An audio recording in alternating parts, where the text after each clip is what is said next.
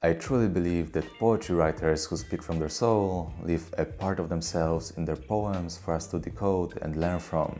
Now, exactly how many life lessons are there in each author's creative output, we'll probably never know.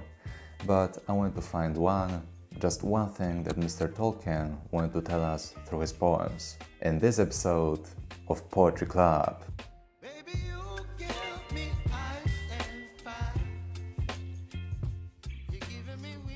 Okay, before we start, please remember the first rule of Poetry Club. You do not talk about Poetry Club. Let's keep it a secret. Now, about Mr. Tolkien's poetry, it's a difficult subject. Most of it comes from The Lord of the Rings and The Hobbit, and it's used to convey some characters' emotions or give more context to a particular situation. In fact, there's over 60 lyrical works in The Lord of the Rings alone. I'm sure you remember some songs or Elvish verses, even from the movies. But I still managed to find 3 incredible pieces from his personal collection, so to speak. So let's see what we can decode.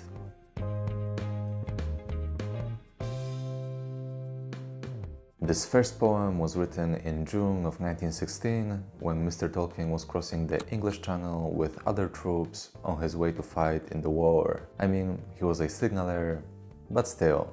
Now, at this point in his life, he had just finished his studies and got married, and all of a sudden, he was leaving England without any idea when, or if at all, he would return.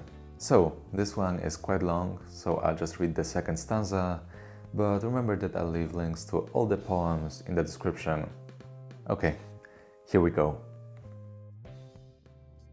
For me, forever the forbidden march appears, a gleam of white rock over sundering seas, and thou art crowned in glory through a mist of tears, thy shores all full of music, and thy lands of ease. Old haunts of many children robed in flowers, until the sun paced down his arch of hours, when in the silence fairies with a wistful heart dance to soft airs their harps and viols weave. Down the great waste and in gloom apart, I long for thee and thy fair citadel, where echoing through the lighted elms at eve, in a high inland tower there peals a bell, O lonely, sparkling isle, farewell. So, a couple things to note. Basically, a young Mr. Tolkien reminisces about his life in England up to this point. Now, what's interesting is that he actually moved to England with his mother when he was just 3, because he was born in South Africa. Of course, all his childhood memories and the sense of belonging were connected with England, and that's what this poem is about.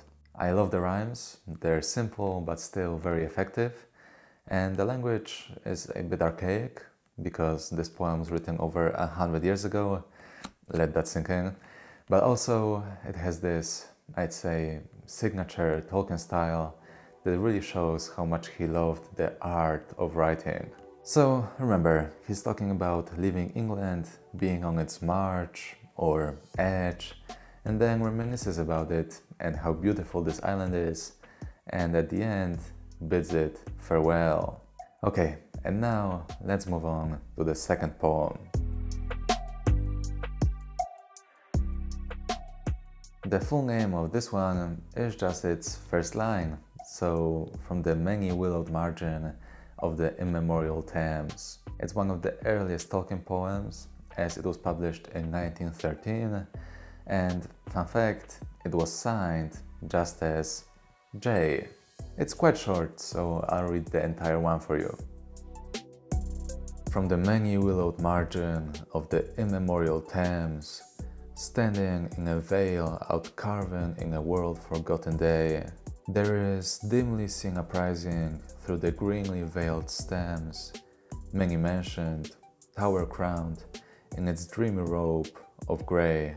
All the city by the fording, aged in the lives of men, proudly wrapped in mystic memory, overpassing human ken. So, this poem talks about a city by the river Thames.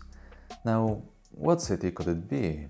Mr. Tolkien spent most of his childhood in Birmingham, which is quite a bit away from Thames. My guess is that he wrote this poem just as he was starting his studies at Oxford.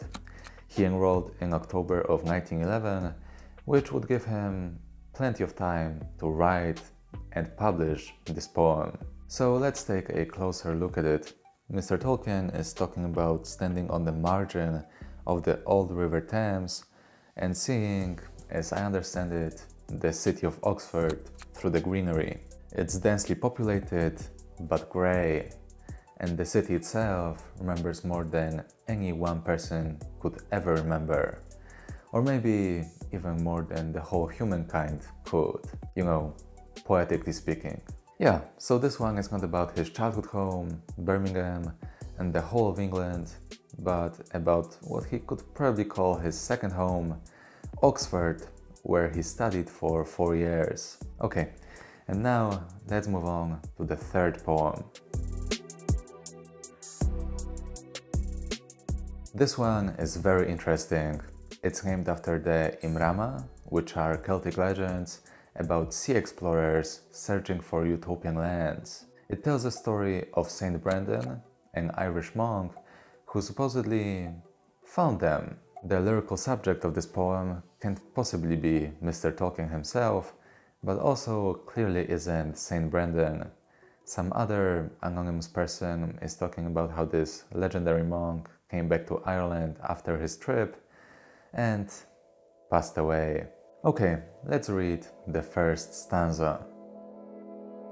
At last, out of the deep sea he passed, and the mist rolled on the shore.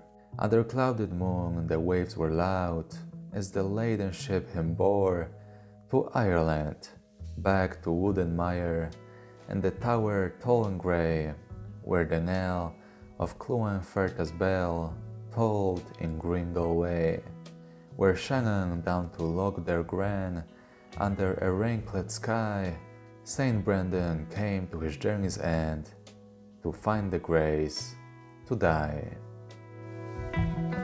Now, I really want to include this poem for two reasons. Firstly, it made me very emotional when I first read it, and secondly, Mr. Tolkien wrote it much later in his life, after almost completing The Lord of the Rings. It was published in 1955, but we know that he wrote the first version at least a decade before that. And yes, that's also very interesting, the fact that this poem went through so many iterations in its contents and the title itself, from the ballad of Saint Brendan's death, to the death of Saint Brendan, to finally Imran. It shows that Mr. Tolkien really wanted to perfect this piece and do this story justice. I won't get too much into the rhymes and the meaning of this poem. I think it's beautiful and I encourage you to read it yourself. But now let's get to the conclusion, what I think connects those poems. So it's very difficult to find Mr. Tolkien's poetry which isn't in any way connected to The Lord of the Rings. It's that much more difficult because he started thinking about and creating the mythology of Middle-earth very early on, around the time he was studying in Oxford. But also, because of that, I think I found something in those poems. Basically, one time I read that Mr. Tolkien compared himself to a hobbit in some way, because he liked smoking a pipe, preferred simple food, and loved being surrounded by green pastures. We also know that during the war he took part in the Battle of the Somme, which was one of the bloodiest battles of all time. And although he came back to England a month before the battle ended because of a condition called trench fever, he still saw many horrors of war, including his friend's death. Now, it is said that what he saw there influenced the creation of The Lord of the Rings and allowed him to describe the battles there, and also in The Hobbit, to be so specific and dark. So we know that for Mr. Tolkien, as is the case for most writers, but yeah, his personal experiences clearly influence his stories. Now, with that in mind, think back to the first poem, The Lonely Isle. In it, Mr. Tolkien leaves his home to embark on this crazy journey without knowing when or even if he will return. He leaves behind this beautiful land that he cherishes. From the second poem, the one about the immemorial Thames, we know that he thought that he could spend his whole life there in England and learn so much more than any person could without feeling the need to go somewhere far away. Then he takes part in the turmoil of war and sees it with his own eyes. And years after that, and after the Second World War, he writes the third poem, Imram, about the legendary journey and the death of the explorer. Now, there is somebody else who also left his home at a young age, so many nasty creatures had a mission to complete, which didn't involve much fighting, but still he had to participate in some fights. So death and destruction, which changed him forever, and didn't know if he was ever going to be able to return home, after finally, at the end of the journey, he is taken back, exhausted and almost dead. Sounds familiar? Well, isn't that the story of Frodo, who is, essentially the main character of The Lord of the Rings? It really makes you think, doesn't it? So many similarities.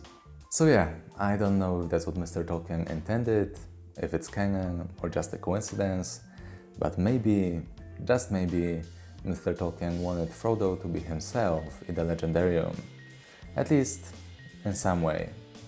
And writing his story may have helped him cope with the horrors of war. If that's true, I think it would put a new light on Frodo and the whole franchise.